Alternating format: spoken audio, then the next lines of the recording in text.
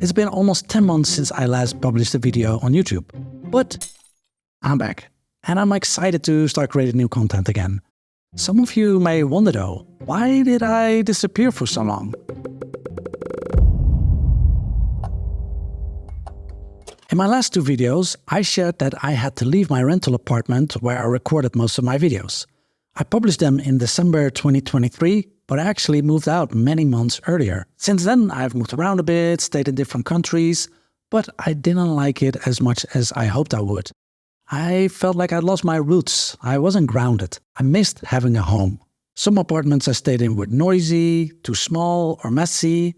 I did stay in a great apartment for a couple of months, and I made an apartment video there, which I will publish in a few weeks. But I often felt lost, uninspired, and I was struggling with my health, which I will get into in a bit. With each new place, I had to figure out how things work. Where to stay, how to get around, SIM cards, where to get groceries. It takes up a lot of time and energy. Plus, moving around is expensive, and it started to add up. I'm more introverted than extroverted, and I learned that I need a calm, peaceful base from which to operate, to create these videos and share them with you. But things have changed for the better. I've moved into a new apartment with my girlfriend, who I've been dating for longer than I've ran this YouTube channel. It's just something I felt like keeping private. Baby, if you're watching, I love you very much. So, apartment hunting was quite stressful. It took months and we had many viewings. We lost out on some apartments that we showed interest in because the landlord went for another tenant. And we also met ridiculous demands by some landlords, like a 6-month bank guarantee. But in the end, we found an apartment we're very happy with. The main reason why I didn't come back to YouTube sooner is that I've been struggling a lot with my health this year. In the winter, I got 4 colds in 3 months, each lasting 1 to 2 weeks, and then I'd be better for a week and I'd catch the next one. And then in springtime, I had pollen allergy. I have medication for it, but I don't like taking it because it makes me feel tired and brain foggy. And then in the summer, I got COVID. So I felt like I kept being hit, and it was all very exhausting. But what's been holding me back the most is abdominal pain. I first got this 2.5 years ago at a stressful time in my life. I had just started a new job in which I wanted to do well. My girlfriend and I were traveling abroad to visit her family, and we were staying in an apartment where we didn't sleep well because of honking trains passing by that started running at 4 a.m. every morning. I didn't tell anybody at work, but there were times when I was just curled up on the bed in pain. Eventually, the belly pain went away, and I was doing quite well for a while. But last year, it came back. I saw a gastroenterologist, and I even ended up in the ER one time. Oh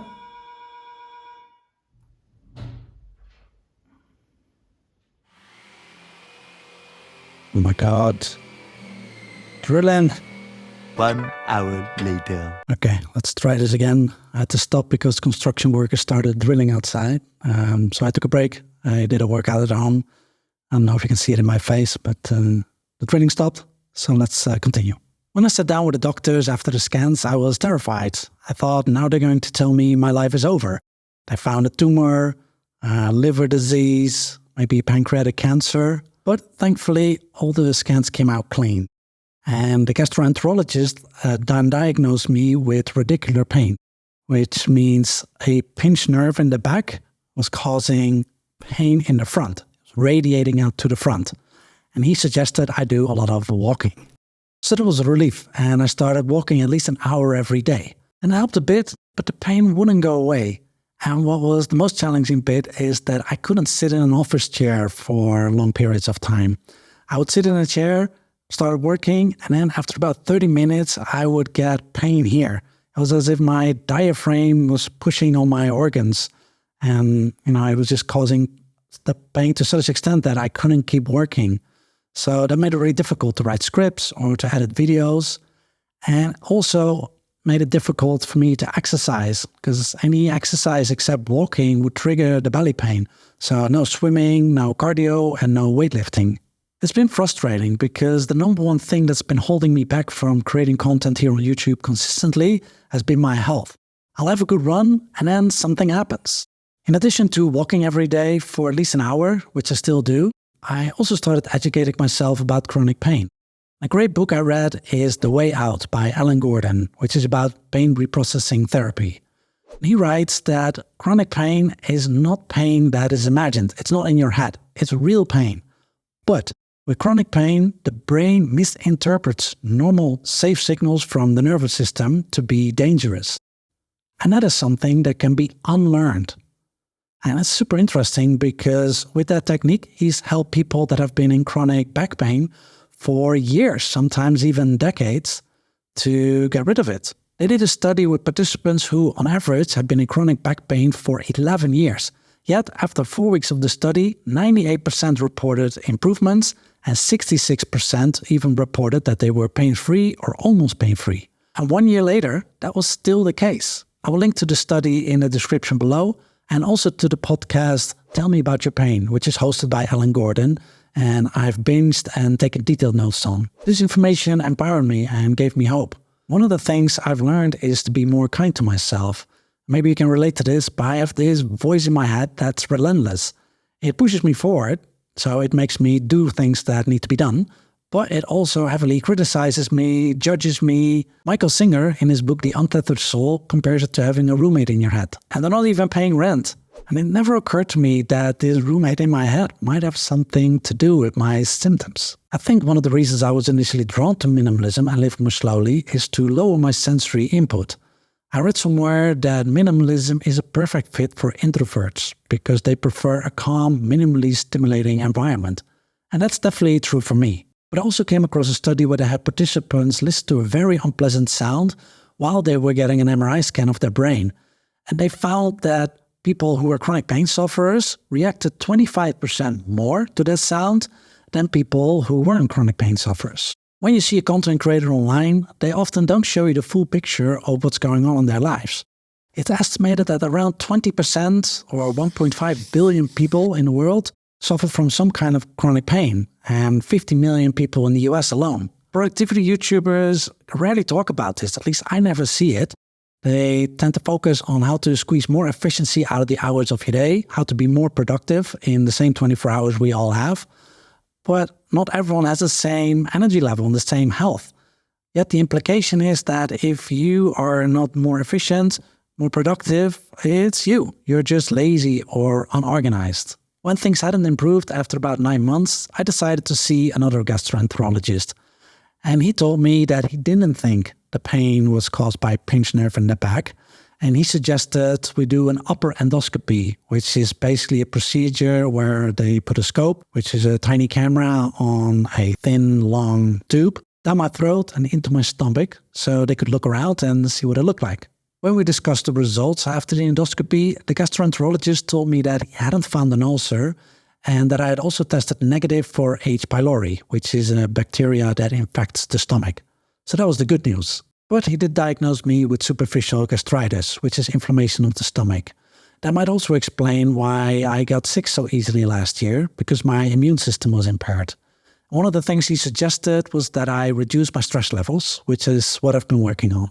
I've also made changes to my diet. One book that I found to be very helpful is the Gastritis Healing book by L.G. Capellan. He suggests a natural way of healing gastritis by cutting out all acidic foods and drinks that have a pH value of less than 4. So that basically means all the fun stuff. No caffeine, no alcohol, no dairy, no gluten, no fatty foods, no red meat, not even some acidic fruits and vegetables. Here we go. Last coffee for a long time.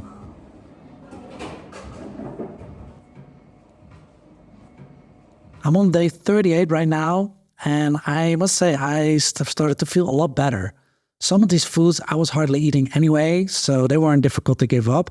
The only thing I still really struggle with is no caffeine. That means no coffee, no tea, no matcha, and no chocolate. What matters is that I'm improving. I'm able to sit in an office chair all day again, and I also started exercising again. So now feels like a good time to return to YouTube. I started this channel as a way to embrace minimalism long term. I figured that making videos about it would be the perfect excuse to learn more about it and implement it in my life. Shortly after, I read In Praise of Slow by Honoré about the slow living movement, and I felt that complemented minimalism nicely. If minimalism is about removing clutter and creating space, clearing the canvas, so to speak, The pointers of slow living are a way to start painting on that canvas again, but this time with more intention. It's been helpful for the growth of the channel to have these content buckets. But it's also limiting, as if that's all that I'm about. I don't see myself create a ton of organizational minimalism videos, like how to organize your kitchen cabinet or how to organize your closet, even though those videos tend to do well. I look at those phone review or credit card review channels, and 5 years later, like seriously, 5 years later, you're still reviewing phones week in, week out. How do you do it? I would be so bored. I've also become a bit disillusioned with some of the slow living content out there. It seems to have become more of an aesthetic, a form of escapism, where one lives off-grid or in the countryside, reading classic novels, baking pumpkin pies, seemingly having all the time in the world, instead of giving practical advice to busy people in the real world. This is far removed from my takeaways from Honoré's book. And in podcast interviews, he's even said that he loves speed. I'm certainly not an extremist or a fundamentalist of slowness. I'm not advocating that everybody wander around doing everything in slow motion or at the speed of a snail or a tortoise. That would be absurd. I love speed. I live in London, which is a city of volcanic energy, and I play fast sports like ice hockey and squash, and I like a good deadline from time to time. I also have learned to feel comfortable with and to cherish other rhythms, to reconnect with my inner tortoise. He thinks of slow as the art of shifting gears, knowing when to be fast and when to reconnect with your inner tortoise, so you can be balanced and live at a sustainable pace in the world, not placing yourself outside of it. I live in the city now as well, and I love it. Access to restaurants, specialty coffee shops, although I can't go there right now, cultural events, parks, people watching. I enjoy working on things that I care about, creating something new, even if that means having to meet deadlines. The slow living lifestyle gives me helpful tools to do so in a sustainable, fulfilling way. It's thoughts like these that left me feeling uninspired to create new content at times. So going forward, I will experiment with videos about new topics. They'll be related to what I've already made, but I'll be casting a wider net, following my curiosity and what catches my interest that month. I'm also starting a newsletter. I'll be writing about how to bring more calm into your life and how to live with more intention. Beside tips and tricks, I'll also share interesting things that I've seen or read. So if that sounds appealing, the sign-up link is in the description below. Do you know how many YouTube channels have 10,000 subscribers or more? Less than 2%. As I'm recording this, I have around 24,000 subscribers, so by that metric, I'm doing really well. But I can't live off the AdSense revenue. It's not anywhere close to covering my living expenses. And I currently don't have any other way of making money through YouTube. I don't have a product or service to sell, and I also haven't done any sponsored videos. I've had sponsors reach out to me, but even if it was a good fit, I didn't want the added pressure of having to meet sponsored deadlines when I was batch creating content. But for something that takes up so much of my time, I need it to be more sustainable. One thing I struggle with is whether to lean more into authentic filmmaking or to follow a formula. Like, do I want to be more of an artist or do I want to be more of a tutorial content creator? I love this recent trend of creators who make videos at a slower pace, focusing more on cinematic content while building a connection with their audience. Channels like Life of Riza, Natalie Lynn, Jake Frew. But then I see a content creator like Eric Lenz who made €5,500 in both March and April this year, selling a Final Cut Pro course and plugins with a YouTube channel of less than 4,000 subs and negligible AdSense income. I didn't start this channel to get rich. I'm intrinsically motivated to make these videos, to create new things and put something positive out there in the world. If I was a millionaire, I would probably still do this. But the reality is, I'm not. And bills need to get paid. I sometimes wonder, what about the opportunity costs? Am I wasting my time pursuing building this YouTube channel where I could have been working on something else that would have provided me with a sustainable living much more quickly? Especially since I'm no longer in my 20s, unlike most of the creators I just mentioned. This is something I don't have clarity on yet. I'm just sharing where I'm at in life right now, even if that means I don't have it all figured out. The thing is, even though I took a break, there's nothing I enjoy doing more than creating these videos. One thing I do know is that I never got to a point where I was able to gain real momentum, because I didn't post consistently. Even when I posted videos more regularly, it wasn't once a week. So today I'm committing to posting one video every single week for at least the next 6 months.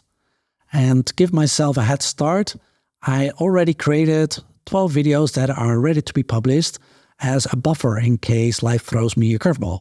I recorded them in different places over the last year, but I just didn't want to publish them until I knew I would be able to post consistently again. So I'm happy to be back. I'd love to hear your thoughts on anything I've shared in this video. Please leave them in the comments below. And if you are interested in signing up for my newsletter, you can find the link in the description. Thanks for watching. I hope to see you in the next video, which will be out next week. And have a great day. Bye-bye.